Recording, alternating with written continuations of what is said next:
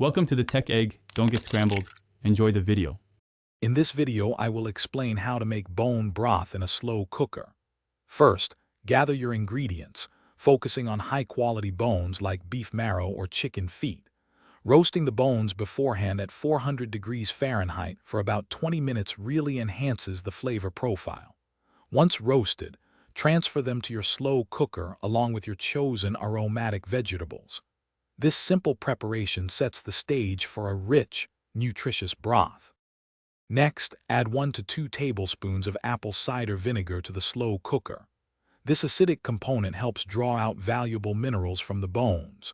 Then, cover all the ingredients completely with filtered water, ensuring everything is submerged. Set your slow cooker to the low setting and let it simmer for 12 to 24 hours.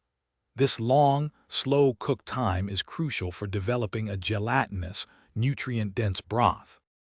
Hey everyone, if you're finding this video helpful, please hit that like button and subscribe to the channel. And speaking of making things easier, quick recommendation: upgrade your clean game with the Shark AI Ultra Robot Vacuum.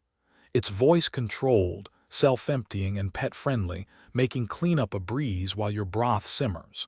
Check the description below for the link and other great deals. Now, let's get back to the video.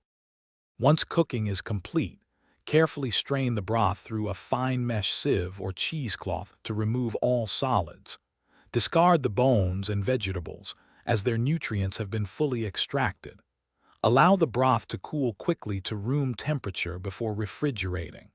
You can store your homemade bone broth in airtight containers in the fridge for up to 5 days, or freeze it for longer preservation. Thanks for watching. Consider subscribing if I helped unscramble your problems.